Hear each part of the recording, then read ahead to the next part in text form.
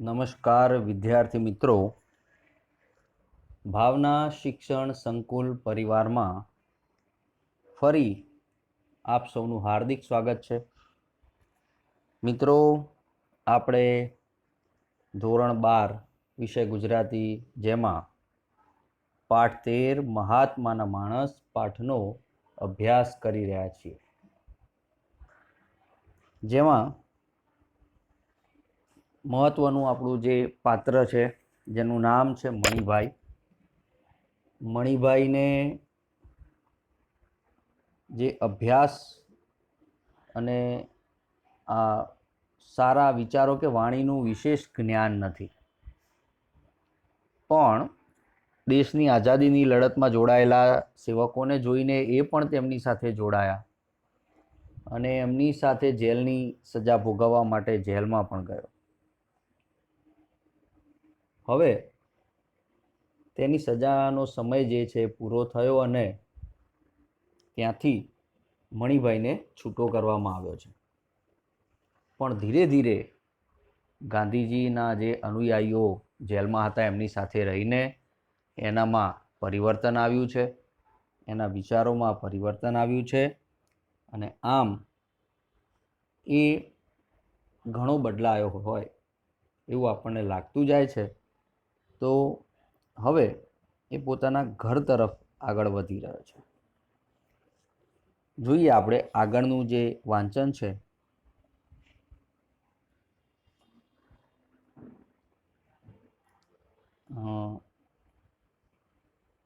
આ ફકરાથી આપણું વાંચન શરૂ થાય છે। મિત્રો જુઓ, ને હવે એ પૂરું થઈ ગયું હતું, એ છૂટી ગયો હતો અને એના પગ એના ગામ તરફ વળ્યા હતા। મણિભાઈ તો મણિભાઈ જ હતો, કંઈ આઈન્સ્ટાઈન નહોતો, છતાં એણે એની મેળે જાતે સાપેક્ષતાનો સિદ્ધાંત શોધી કાઢ્યો હતો અને અત્યારે એ એવું અનુભવતો હતો કે જાણે જેલમાં મહિનાઓ નહીં પણ વર્ષોના વર્ષ રહ્યો હોય, જાણે એક ભવ વીતી ગયો હોય, જાણે એક નવો જન્મેલો મણિભાઈ સ્વપ્નમાં ચાલતો ચાલતો પોતાના પૂર્વ જન્મની ભૂમિકા શોધતો હોય। અહીંયા જે કેટલાક શબ્દો છે એની ચર્ચા આપણે કરીશું। પહેલાં તો બે જે શબ્દો છે, પહેલાં એક સાપેક્ષતાનો સિદ્ધાંત છે। તો સાપેક્ષતાનો સિદ્ધાંત એટલે કે એકબીજાનો આધાર હોય તે રીતે જીવન જીવવું, એ પ્રકારનો સિદ્ધાંત। અને આ સાપેક્ષતાનો સિદ્ધાંત અથવા તો સાપેક્ષવાદનો જે સિદ્ધાંત છે એ આપનાર જે વ્યક્તિ છે એમનું નામ હતું, એમનું નામ છે આઈન્સ્ટાઈન। હતું નહીં, છે, નામ છે આઈન્સ્ટાઈન। હાલ જીવતા નથી, પણ એમનું નામ તો હજી પણ છે અને એમનો આપેલો સિદ્ધાંત પણ હજી આપણે જોઈ શકીએ છીએ। પણ એકબીજાની સાથે હળીમળીને ચાલી શકાય છે એવો સિદ્ધાંત મણિભાઈએ જાતે જ શોધી કાઢ્યો છે અને જેલમાં જાણે ખૂબ જ લાંબા સમયથી રહીને આવ્યો હોય તેવું લાગે છે। ભવ એટલે જિંદગી વિતાવવી, એમ એક જન્મારો વીતી જવો એટલે પૂરો થવો। અને આમ એની પૂર્વ જન્મની જે પહેલાંના જન્મની એની ભૂમિકા, એની જે ભૂમિકા છે, એની ભૂમિ છે, એનું જે ઘર છે એ જાણે એને યાદ કરી રહ્યું છે અને એ ઘર તરફ, પોતાના ઘર તરફ આગળ અને આગળ વધી રહ્યો છે। બીજો જે ફકરો છે એ જુઓ મિત્રો। પુસ્તકમાં ખાસ ધ્યાન આપવાનું, તમે જ્યારે વિડીયો જોતા હોય ત્યારે સાથે પુસ્તક રાખવું અને પુસ્તકમાં જોતા રહેવું, એટલે વધારે ખ્યાલ આવે, વધારે સમજ પડે। આછો વગડો હવે પૂરો થવાની તૈયારીમાં હતો, આઘેથી તમાકુના લીલાછમ ખેતર દેખાતા હતા, મહેનતુ ખેડૂતોના હાથ રોજે રોજ ફરતા હતા, એટલે ક્યાંય વાંકો ચૂકો છોડ કે નીંદણ દેખાતું નહોતું। આછો વગડો, વગડો જે ઉજ્જડ ખેતરો હોય, પ્રદેશ હોય, તેને વગડો કહેવાય। આછો એટલે ગીચ ન હોય તેવું, આઘેથી એટલે કે દૂરથી, મહેનતુ એટલે કે શ્રમજીવી, વાંકો ચૂકો એનો અર્થ થાય આડો અવળો, અને નીંદણ શબ્દનો સમાનાર્થી શબ્દ છે નીંદી નાખેલું ઘાસ। જે તે પાક ખેડૂત લઈ રહ્યા છે ખેતરમાં, એ ખેતરમાં પાક સિવાય જેનો પાક લેવામાં આવ્યો છે, કે કપાસ કે બાજરી કે ઘઉં વાવવામાં આવ્યા હોય, તો એ પાક સિવાય જે બીજું કંઈ ઉગી નીકળે કે જે એ પાકને પણ નુકસાન પહોંચાડી શકે છે, એવું કોઈ ઘાસ હોય કે એવું કોઈ બીજો પાક હોય તો એને દૂર કરવામાં આવે, એને નીંદણ કહેવામાં આવે. મિત્રો, આ નીંદણ વિશે તમને ખ્યાલ આવી ગયો હશે. તો આમ આગળ જોઈએ. ધરતીએ પોતાના પેટાળમાં રહેલા જીવતા જાગતા નીલમ જાણે બહાર પ્રગટાવ્યા હતા. અચાનક મણિભાઈના પગ પાસે થઈને એક મોર દોડી ગયો અને પાછળ પાછળ 4-5 ઢેલડીનું ટોળું આવ્યું. મણિભાઈ ઊભો રહી ગયો. એને સુખ ઉપજ્યું. એને ઘર સાંભળ્યું. એના બાપ વેરીભાઈ ઘરની બહાર રસ્તામાં મૂકેલી લાકડાની પાટ પર બેઠા બેઠા હુક્કો ગગડાવતા હશે. એ કંઈ વધારે નહીં બોલે. મણિભાઈ, આયાભાઈ કહીને જવાબની ખેવના વગર ચલમનો દેવતા ખોતરવા માંડશે, પણ રાજી તો થશે જ. મનમાં ને મનમાં કદાચ દીકરાના દુબળા દેહ પર એક નજર ફેરવી લેશે પણ અને દુઃખી પણ થશે, પણ કશું બોલશે નહીં અને કંઈ પૂછશે પણ નહીં. અહીંયા જે કેટલાક શબ્દો છે જોઈ લઈએ મિત્રો. પેટાળમાં એટલે કે અંદરના ભાગમાં. નીલમ એટલે કે નીલા રંગનો મણિ અથવા તો નીલમણિ. પાટ તો બેસવા માટેનો બાજોઠ અથવા મોટો પાટલો. ખેવના એટલે કે પરવાહ કરવી. દેવતા ખોતરવો એટલે કે જે ચલમ પીવા માટેનો જે અગ્નિ છે એને આમ તેમ ખોતરવો. દુબળો એટલે કમજોર. ઠેઠ એટલે છેક. મણિભાઈ જે છે એ પોતાના ગામ, પોતાના ઘર તરફ આગળ વધી રહ્યો છે ત્યારે હવે તેના માર્ગમાં, તેના રસ્તામાં અચાનક એક મોર પસાર થાય છે અને એને પોતાનું ઘર યાદ આવે છે, પોતાના પિતા યાદ આવે છે. એના પિતાનું નામ છે વેરીભાઈ. કે તેઓ ઘરની બહાર કેવી રીતે બેઠા હશે, હુક્કો પીતા હશે અને પોતાના દીકરાને આવેલો જોઈને ખુશ તો થશે. એનું શરીર જે દુબળું થઈ ગયું છે એ જોશે, એનાથી દુઃખી પણ થશે, પણ કશું પૂછશે નહીં. આ બધું કામ કોનું? તો જે મણિભાઈના વિચારો છે અહીંયા આપણે જોઈએ. આપણે આગળ જુઓ મિત્રો. આ બધું કામ કોનું? તો આ બધું કામ તો બાનું. બા એટલે એના માતાશ્રીની વાત અહીંયા એ વિચારી રહ્યો છે. બા તો તરત જ ઠેઠ પરસાળના ઉમરા લગી, ભલી હશે તો ચોક લગી દોડી આવવાની. આયો ભઈલા. આય હાય, કેવો થઈ ગયો છે. કરતી આંખોએ આંસુડા ભરી દેશે. ઝટપટ ઘૂમટાથી આંખો લૂછીને પાણીનો લોટો ભરી લાવશે. સોનું તે શી ચીજ છે, એવો ચળક ચળક કરતો પિત્તળનો લોટો, એની બાના હાથે ઉટકાયેલો ચોખ્ખો ચણાક લોટો ને એમાં ભરેલું ઠંડુ પાણી. માણસ બીજું શું માગે આ દુનિયામાં? જો મિત્રો, જે મણિભાઈ છે એ પોતાના ઘરે પહોંચશે ત્યારે કેવું વાતાવરણ હશે એની કલ્પના કરી રહ્યો છે, કે જેમાં સૌથી પહેલાં તો એના પિતા બહાર બેઠા હશે અને એના આવ્યાથી તેઓ ખુશ થશે. એનું શરીર જે દુબળું પડી ગયું છે, જે નબળું પડી ગયું છે, જોઈને દુઃખી પણ થશે. આજે ફકરો આપણે હાલ વાંચો. એના કેટલાક જે શબ્દો છે જોઈએ. પરસાળ એટલે કે ઘરનો આગલો ખંડ, જે રૂમ કહી શકાય. લગી એટલે સુધી. ચોક તો ઘર વચ્ચેની ખુલ્લી જગ્યા. ઘૂમટો તાણવો એટલે કે સ્ત્રીઓ સાડીથી પોતાનું મોં ઢાંકે તેને ઘૂમટો તાણવો કહેવાય. ચળક ચળક કરતો એટલે કે ચમકતો. લોટો જે કળશ પિત્તળનો આવે છે તે. ઉટકવું એટલે કે માંજવું અથવા તો ધોવું. ચોખ્ખો ચણાક એટલે કે એકદમ સ્વચ્છ. પોતાની માતા જે છે એના વિશે મણિભાઈ વિચારે છે કે પિતાશ્રી કંઈ પૂછશે નહીં, પણ મારી માતા જરૂર મારું જે છે એ ધ્યાન લેશે કે ભાઈ મણિભાઈ આવ્યો એમ, અને મને જોઈને દુઃખી પણ થશે, એની આંખોમાં આંસુ પણ આવી જશે. અને આમ મણિભાઈ એ પોતાના માતા પિતા વિશે કાલ્પનિક જે વિચારો કરી રહ્યો છે એ વિચારો સાથે ધીરે ધીરે પોતાના ઘર તરફ આગળ વધી રહ્યો છે. મણિભાઈના પગ ઝડપથી ઉપડ્યા. પછી એની અંદર ઉપસતા પેલા બીજા મણિભાઈએ ધીરે ધીરે વાત કરવા માંડી. બા હજી લાજ કાઢે છે, ઘૂમટો તાણે છે. કાઠિયાવાડના જેવો લાંબો નહીં તોય આખું કપાળ ઢંકાઈ જાય એવો તો ખરો જ. એ કાંઈ બરાબર ન કહેવાય. બાને એકવાર ગાંધી બાપુના આશ્રમમાં લઈ જવી પડશે. ત્યાં બધા એને બરાબર સમજાવી દેશે. લાજ ન કાઢવી, ઘરેણાં ન પહેરવા. ને ભાગોળમાં પેસતો મણિભાઈ લગભગ હસી પડ્યો. ગામની ભાગોળમાં મણિભાઈ આવી ગયો છે. ગામનું જે પાદર છે, ભાગોળ એટલે પાદર.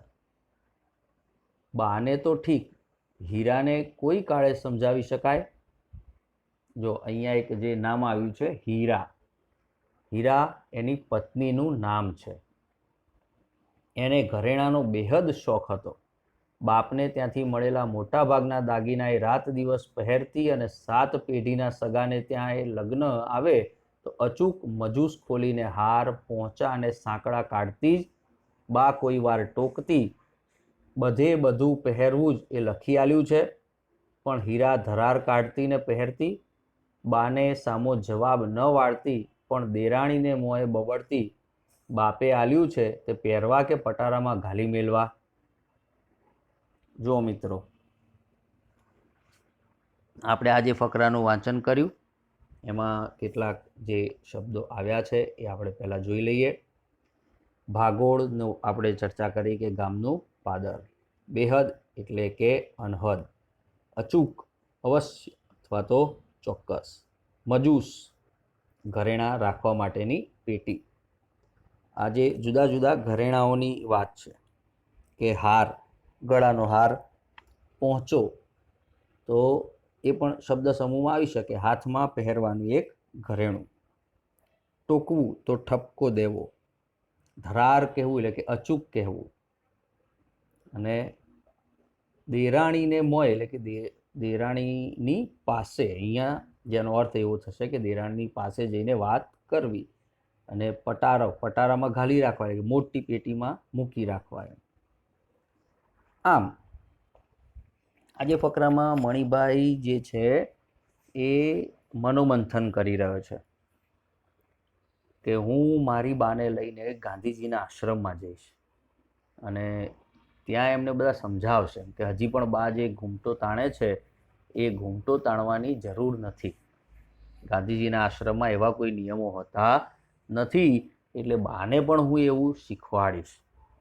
પણ હા, બીજી એક વાત જે આમાં છે કે ઘૂમટો ન તાણવો, ઘરેણાં ન પહેરવા, સાદું જીવન જીવવું, એ આવી સરસ મજાની જે સારી વાતો છે એ મણિભાઈ શીખીને આવ્યો છે. પોતાની બાને પણ શીખવશે.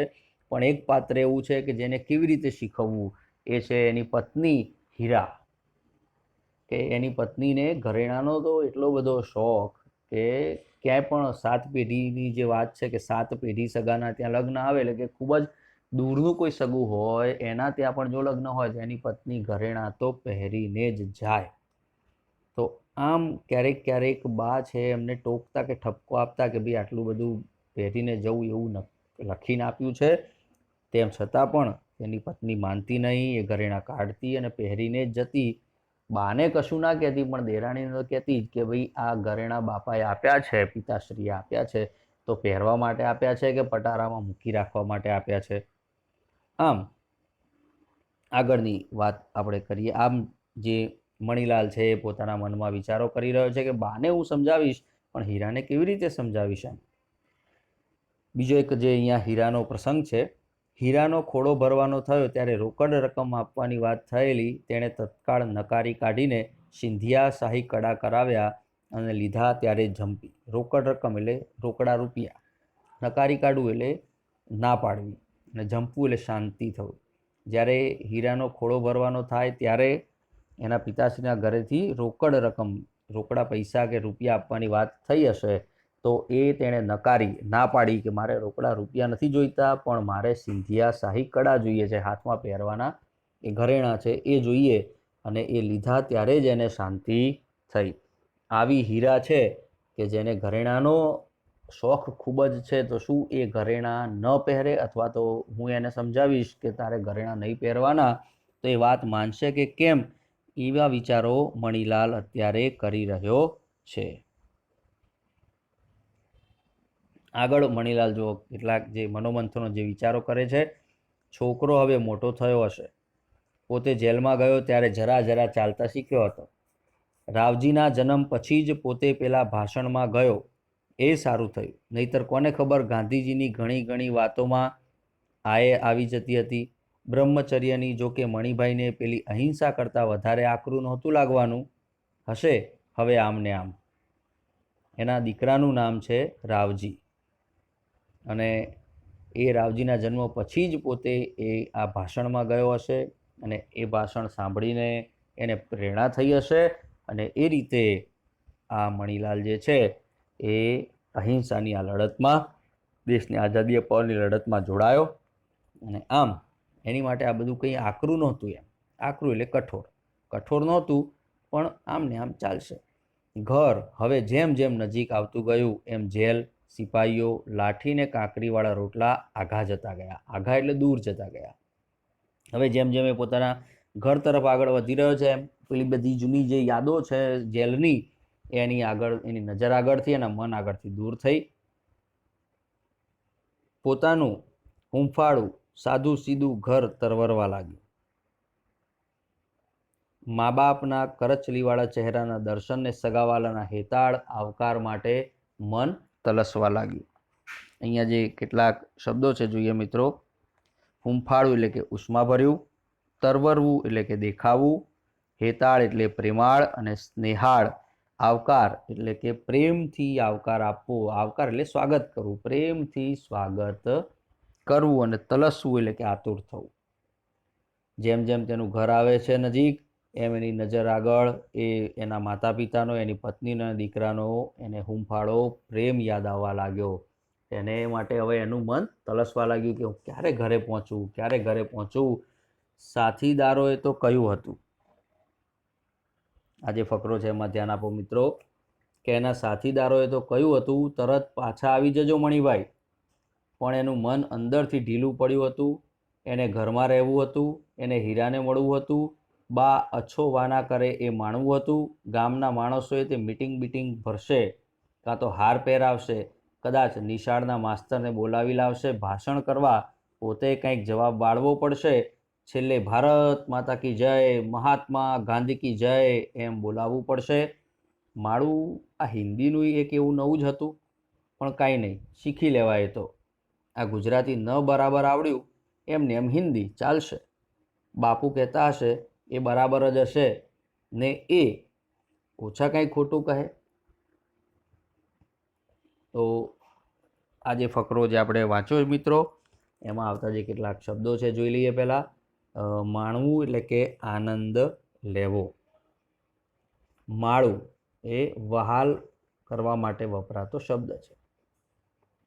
જે મણીલાલ છે એ હજી પણ કલ્પના ચિત્રમાં છે, હજી એ કાલ્પનિક તરંગોમાં છે. પોતે પોતાના ઘરે હજી પહોંચી નથી ગયો.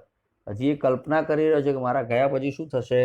તો ઘરે જઈને હવે હું શું કરીશ. મારા મિત્રોએ તો કહ્યું હતું કે ભાઈ ફરી લડતમાં જોડાઈને ફરી પાછા જેલમાં આવી જજો. પણ અહીંયા જો મણીલાલના અંતરમાં હવે કંઈક જુદા જ વિચારો ચાલી રહ્યા છે. શું છે કે તેને હવે ઘરમાં રહેવું છે. તેની માતા, તેની બા છે, અછોવા ના કરે, એટલે કે તેને સમજાવે કે ભાઈ આવી લડતમાં ઓછા જાઓ, જેલમાં ના જાઓ, આવું બધું સમજાવે. એ એને ગમતું હતું. ગામના માણસો આ મણીલાલ જ્યાં લડતમાં જઈ આવ્યો, જેલમાં જઈ આવ્યો, દેશની આઝાદી માટે લડ્યો, એ માટે ગામના માણસો બધા ભેગા થઈને મિટિંગ કરશે અને હાર પહેરાવશે, અને એના વખાણ કરવા માટે કોઈ સાહેબને બોલાવીને ભાષણ પણ કરાવશે. અને સામે પોતે પણ આ બધા જે લોકો મિટિંગ કરી હશે, જે વખાણ કરશે, કે જે સારું બોલશે, એમના જવાબો પણ વાળવા પડશે. અને છેલ્લે આ બધું કાર્યક્રમ પૂરો થાય પછી છેલ્લે ભારત માતા કી જય બોલાવવી પડશે, મહાત્મા ગાંધીજી કી જય બોલાવવી પડશે. અને આ બધું પાછું બોલવાનું છે તો હિન્દીમાં. આ એને કેવું લાગે છે કે ભાઈ જેમ ગુજરાતી આવડે છે એમ હિન્દી પણ આવડશે જ. તો આમ મણીલાલ જે છે એ પોતે પોતાના ઘર તરફ આગળ વધી રહ્યો છે, અને આવા કલ્પનાસભર વિચારો કરી રહ્યો છે કે હું ઘરે જઈશ ને આવું બધું થશે, આવી ઘટનાઓ ઘટશે. આગળનો જે ફકરો છે મિત્રો જુઓ. આવા વિચારોમાં રસળતો અને ઝડપભેર પગલાં ઉપાડતો મણિભાઈ પોતાના મહોલ્લામાં આવી પહોંચ્યો ત્યારે ચાટ આગળ પડ્યા હાંફતા બે ચાર કૂતરામાંથી એકે આંખ ઉગાડીને એની સામે જોયું. અને પહેલાં ભસીને ને પછી પૂંછડી હલાવીને એનું સ્વાગત કર્યું. સાધારણ રીતે કૂતરાને હડ કહીને આઘા કાઢતા મણિભાઈને આજે કૂતરા ધકેલી કાઢવાનું મન ન થયું. એણે દૂર નજર માંડી, પણ પાટ પર કોઈ બેઠું નહોતું. આ જે ફકરો છે એના જે શબ્દો છે મિત્રો કે ચાટ, તો કૂતરા વગેરે પ્રાણીઓ માટે ખાવાનું નાખવા માટે રાખેલું વાસણ. હળ કહેવું એટલે કે ધૂતકારવું, કાઢી મૂકવું. ધકેલી કાઢવું એટલે કે હડસેલવું, ધક્કો મારવું. જો મણિભાઈ હવે પોતાના ઘરથી નજીક આવી ગયો છે. એનો જે મહોલ્લો છે એના ઘરનો જે મહોલ્લામાં એનું ઘર આવ્યું છે એ મહોલ્લામાં આવી ગયો. હવે મહોલ્લામાં ચાટ આગળ 2-4 કૂતરા બેઠા છે. જે ચાટમાં ખાવાનું નાખ્યું હોય એની પાસે કૂતરા બેઠા છે ને એમાંનું એક કૂતરું થોડુંક ભસે છે અને પૂંછડી હલાવીને મણીલાલનું સ્વાગત પણ કરે છે. સાધારણ રીતે આવા કૂતરાઓને જોઈને મણીલાલ એમને ભગાડતો, પણ આજે મણીલાલે એવું ન કર્યું. આજે તેણે કૂતરાને ધકેલ્યા નહીં, ભગાડ્યા નહીં, પણ એણે જોયું કે એનું જે ઘર છે, ઘરની જે પાટ છે ત્યાં કોઈ બેઠેલું દેખાતું નથી. અને આમ હવે તે પોતાના ઘરથી બિલકુલ નજીક આવી ગયો છે. હવે પોતાના ઘરથી નજીક આવી ગયો છે એટલે એના મનમાં હવે જે વિચારો આવી રહ્યા છે આ ફકરામાં છે. જુઓ મિત્રો, કેમ આમ મોટા કાંઈ માંદા સાજા તો નહીં હોય? ધક ધક થતા કાળજે મણિભાઈ આગળ વધ્યો. ઘર પાસે પહોંચતા પહોંચતામાં તો એને કેટલાય વિચારો આવી ગયા.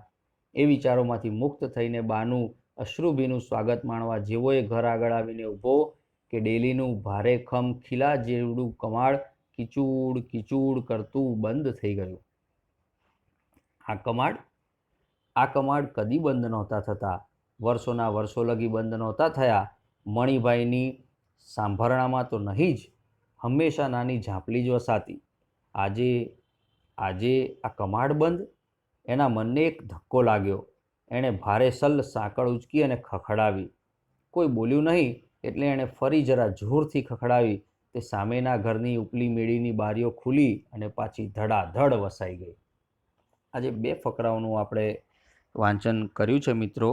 તેમાં જે કેટલાક શબ્દો છે જોઈ લઈએ આપણે. ધક ધક એટલે કે હૃદયના ધબકારા. હૃદયના ધબકારા વધી જવા. સાંભરણ એટલે સ્મૃતિ અથવા તો યાદ. ઝાંપલી એટલે કે તદ્દન નાનો દરવાજો. ભારેખમ વજનદાર. જડેલું એટલે કે બેસાડેલું ને કમાડ એટલે દરવાજો. ભારે સલ્લ એટલે ભારેખમ અથવા તો વજનદાર. સાંકળ કડીઓ આંકડા જોડીને બારણાને બંધ કરવા રાખેલી શૃંખલા.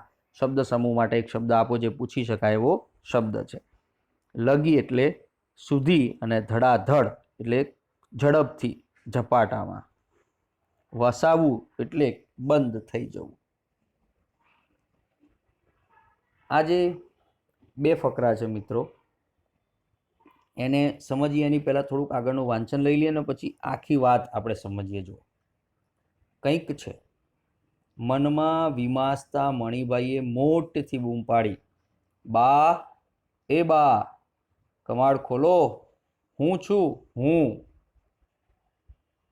વિમાસવું એનો જે અર્થ છે ચિંતા કરવી. અંદર અને બહાર.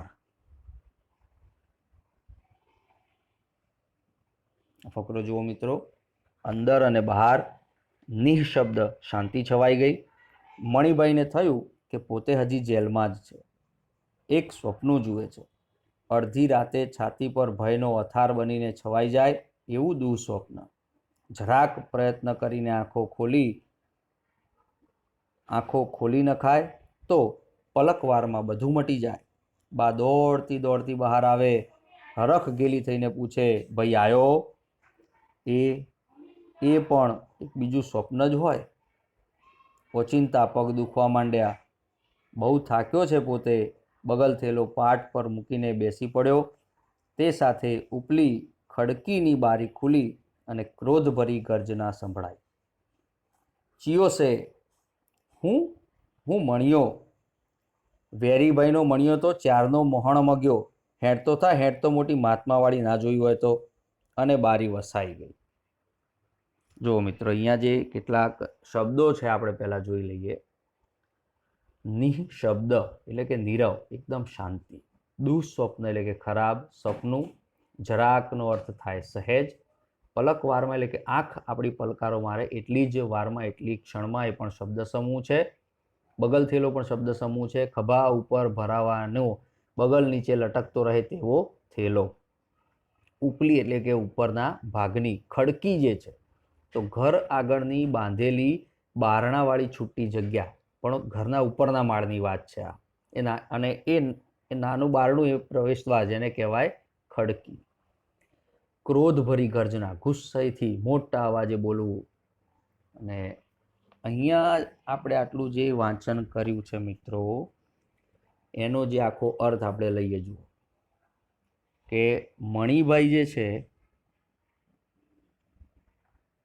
એ પોતાના ઘરે આવી ગયો છે, પણ ઘરે આવતા જોયું કે એણે જે પહેલાં રસ્તામાં કલ્પના કરેલી કે મારા બાપુજી, મારા પિતાશ્રી ત્યાં પાટ ઉપર બેઠા હશે, તો આ એ ઘરે જ્યારે આવ્યો ત્યારે જોયું કે પાટ ઉપર કોઈ બેઠું નથી.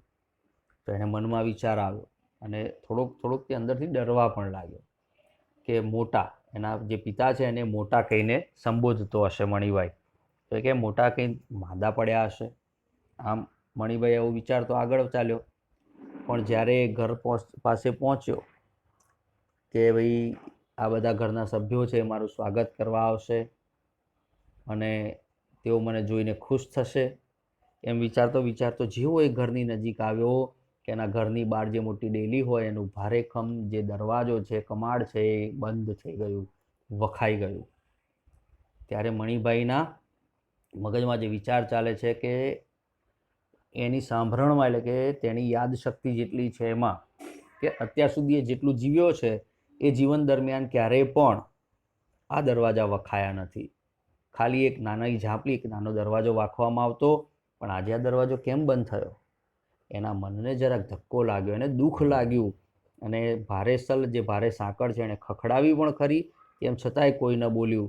જોરથી ખખડાવી તોય કોઈ ન બોલ્યું, પણ સાંકળનો અવાજ સાંભળીને સામેના ઘરની ઉપલી જે મેડી છે, સામેના જે બીજા ઘર છે, એ ઘરના ઉપરના માળથી બારીઓ ખુલી. લોકોએ જોયું અને ધડાધડ ઝડપથી ફરી પાછી બારીઓ વખાઈ પણ ગઈ. મણિભાઈને જોયો ખરો. મનમાં ને મનમાં કંઈક ને કંઈક ચિંતા કરતા મણિભાઈએ બૂમ પણ પાડી, હે બા, દરવાજો ખોલો, હું આવ્યો છું. તેમ છતાંય ઘરમાંથી કોઈ અવાજ ના આવ્યો. ઘરમાં એકદમ શાંતિ છવાઈ ગયેલી છે, ઘરનું વાતાવરણ પણ શાંત છે. ત્યારે મણિભાઈને જાણે ફરીથી પોતે સ્વપ્ન જોતો હોય એમ લાગે છે કે હજી હું જેલમાં જ છું અને શું સપનું જોઉં છું? આમ તે બિચારો થાકીને વિચારે છે કે ખરેખર મેં જે સ્વપ્નનો વિચાર કર્યો હતો. મણિભાઈ રસ્તામાં આપણે આગળના જે ફકરાઓ વાંચ્યા એમાં આપણે જોયું હતું કે મણિભાઈ કેવું વિચારતો કે ભાઈ મારા પિતાશ્રી બેઠા હશે, એ મને આયો ભૈલા કહેશે, મારી બા તો દોડીને મારું સ્વાગત કરાવવા આવી જશે, પણ આ બધું કશું જ અહીંયા તો થતું નથી. પોતે ઘરે આવી ચૂક્યો છે, એના આવવાથી ઘરનો જે ખુલ્લો દરવાજો પણ એની સામે બંધ થઈ ચૂક્યો છે. અને આવું થતાં, આવી ઘટનાઓ ઘટતા તેના પગ જાણે દુખવા લાગ્યા. પોતે ખૂબ થાક્યો હોય એવું લાગ્યું. તેણે પોતે ભરાવેલો થેલો પાટ પર મૂકી દઈ તે બેસી ગયો. અને તે બેઠો એની સાથે જ તેના ઘરના ઉપરનો માળ છે, એનો જે દરવાજો છે ખુલ્યો અને એમાંથી મોટો અવાજ સંભળાયો. ચિયો છે એ અહીંયા જે આ ઉત્તર ગુજરાતની બોલીના શબ્દો છે. ચિયો એટલે કયો છે એટલે મણિભાઈ જવાબ આપે છે કે હું મણિયો. ત્યારે સામેથી જવાબ આવે છે, વેરીભાઈનો મણિયો તો ચારનો મહાણામાં ગયો. વેરીભાઈનો મણિયો ચારનો એટલે કે ક્યારનો મહાણામાં ગયો. મહાણામાં જવું એટલે કે મૃત્યુ પામવું, તે મરી ગયો. હેડતો થાય એટલે કે ચાલતો થાય અહીંથી ચાલતો થા. મોટી મહાત્માવાળી ન જોઈ હોય તો. મહાત્મામાં તું જોડાયો ત્યારથી તું અમારી માટે મરી ગયો છે, એમ ઉપરથી અવાજ આવ્યો અને બારી વખાઈ ગઈ. અને આ બારી વખાઈ ગઈ. મિત્રો, આટલે સુધી આપણે પાઠની ચર્ચા કરીએ છીએ. તો હવે આપણે આટલું જે વાંચન કર્યું છે એમાંથી જે એક વાક્યના પ્રશ્નોના જવાબ જે મળી આવે છે એની આપણે ચર્ચા કરીએ. આગળના જે વિડીયોમાં આપણે બે પ્રશ્નોની ચર્ચા કરી હતી અને ત્રીજો પ્રશ્ન જે છે કે હૃદય પરિવર્તન કરવા મણિભાઈ શો પ્રયત્ન કરતો? તો આગળનું આપણે જે વાંચન કર્યું હતું એમાં આનો જવાબ છે કે હૃદય પરિવર્તન કરવા માટે મણિભાઈ ઉપવાસ કરતો, એનાથી મોટા ઉંમરના વિદ્વાન અને જેમણે ગાંધીજીનું પડખું સેવેલું હોય તેવા જેલવાસીઓની પાસે જઈને એમની શાંત વાણીને સાંભળતો. ચોથો એક વાક્યનો પ્રશ્ન આપેલો છે આપણને સ્વાધ્યાયમાં, એ જે છે કે હીરાને કયો શોખ હતો? તો હીરાને ઘરેણાં પહેરવાનો બેહદ શોખ હતો. પાંચમો પ્રશ્ન, મણિભાઈએ ગાંધીજીને શું પ્રશ્ન કરેલો? કે મણિભાઈએ જે રસ્તામાં ચાલતા ચાલતા ગાંધીજી માટે એક પ્રશ્ન વિચાર્યો હતો કે હું આશ્રમમાં જઈને ગાંધીજીને પ્રશ્ન કરીશ. કયો પ્રશ્ન હતો? તો મણિભાઈએ ગાંધી બાપુના આશ્રમમાં જઈને ગાંધીજીને એવો પ્રશ્ન કરેલો, આવું કેવું કે હું મૂંઘામોએ ગાળ ખાઈ લઉં તો જ ભારત માતા આઝાદ થાય? આ એ પ્રશ્નનો જવાબ. અને છઠ્ઠો પ્રશ્ન જે છે, મણિભાઈનું રસ્તામાં સ્વાગત કોણે અને કેવી રીતે કર્યું? તો મણિભાઈનું રસ્તામાં સ્વાગત 2-4 કૂતરાઓએ પહેલાં ભસીને અને પછી પૂંછડી હલાવીને કર્યું.